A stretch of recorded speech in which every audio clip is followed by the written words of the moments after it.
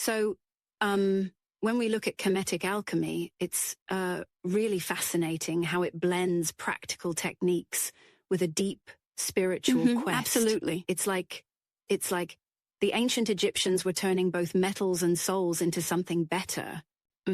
So it's not just about making gold, right? It's this whole transformation, sort of from base elements to a higher state, both physically and mentally. Exactly. Yep. It's rooted in the concept of transformation, where they used early chemistry in metallurgy and medicine, and at the same time, they aimed at perfecting the soul. Yeah, They literally saw life as a journey towards divine wisdom. And the term Kemetic itself comes from Kemet, referring to the fertile black land of the Nile, right? So there's this connection between earth and spirit, right? Absolutely. And the connection goes even deeper when you think about Thoth, the god of wisdom, and his later fusion with the Greek Hermes to form Hermes Trismegistus. Yeah, that's pretty cool. It really shows a blending of cultures and belief systems. But wouldn't you say that sometimes it's a bit of a stretch to, mix practical metallurgy with, say, the quest for immortality? I mean, isn't that sort of mixing apples and oranges? I get your point, but think of it more like a holistic approach.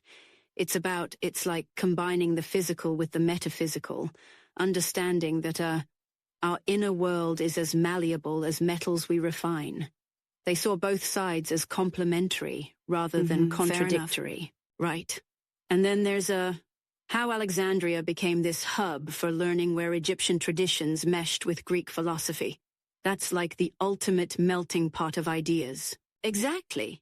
Alexandria wasn't just about libraries and scrolls. Though, yeah, the Library of Alexandria was epic. It was where you saw the cross-pollination of scientific inquiry and mystical traditions. Yep, exactly. And it's wild to think that much of that original Kemetic knowledge was lost over time, like burned up or destroyed. Yet modern interpretations managed to capture its essence through personal growth and harmony with nature. Absolutely, it's almost poetic, right? Though they weren't just chasing literal gold. It was about inner transmutation, turning the self into an enlightened state.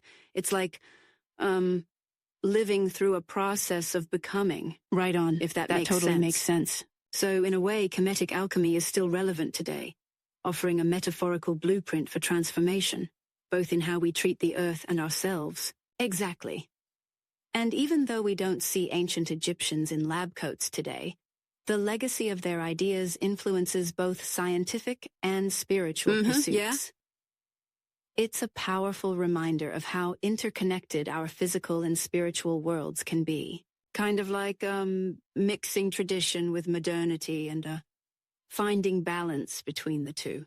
Perfectly put. It really shows that the journey towards enlightenment can be, it's like as much about external experimentation as it is about inner transformation. And Yeah, that's what indeed. makes understanding Kemetic alchemy so engaging.